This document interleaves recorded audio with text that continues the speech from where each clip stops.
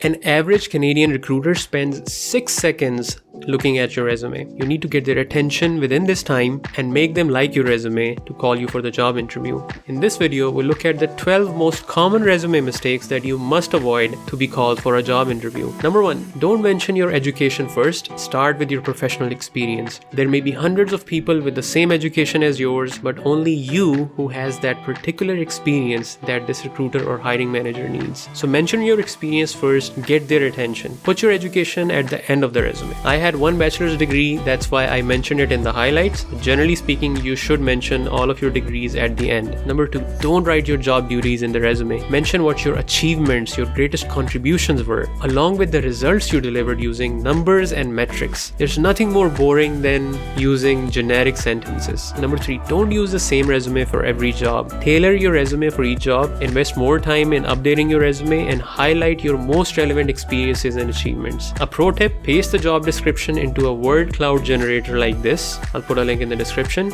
and add those keywords in your resume, but strategically. Don't just randomly put them here and there. This will help your resume to be shortlisted by applicant tracking systems, that is automated resume shortlisting. Number 4, ensure there are no spelling or grammatical mistakes. Use Grammarly or Google autocorrect. Spelling mistakes in a resume can leave a very bad impression on the employer. Number 5, not putting a link to your LinkedIn profile. That's a big mistake. Put that link. That gives the recruiter a second chance to look at your achievements and experiences. LinkedIn is more general about who you are, and your resume should be very specific. Plus, in LinkedIn, you have the opportunity to get recommendations from people. You can write about your co-curricular activities, so it's more generic, more like a CV. So it's good for the recruiter to have a look at that as well, but only after he sees your resume first. Number 6, don't include cliches or buzzwords in your resume like detail-oriented, team player, results-driven, self-motivated, hardworking, seasoned employee. They're hard to hear, aren't they? Imagine how painful yet boring it must be for the recruiter. But what you should do is include job-specific soft skills in your resume. That's a thing most people don't do. Number 7, don't make a very long resume. A resume should be 1 to 2 pages only, ideally 400 to 600 words. Number 8,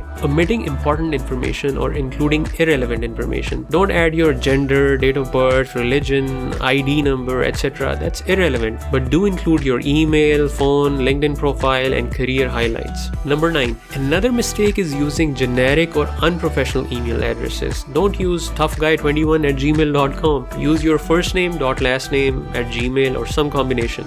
Number 10, don't put your photo or headshot in the resume. While it may be good at times, it can also create an unconscious bias against you based on your appearance. Number 11, if you must use a photo, don't put a 10-year-old picture. That just shows you're too lazy or too nostalgic about your youth. Also, don't put the photo you got for free from your cousin's wedding. Use a professional photographer to put a professional updated headshot or a photo in business attire. Number 10, don't use a very wordy or crowded resume format. Use a format that is visually appealing and is easy on the eyes. I will also put my resume in the description if you want to download that. On this note, in the next video, I will share with you how to make a visual resume, one that is not so boring but not too out of the box either. So subscribe to the channel, turn on the notification to know as soon as I upload that video. And if you already have an awesome resume, start applying for jobs in Canada. Watch this video in the description to start applying for jobs for this Canadian work permit program. See you next time.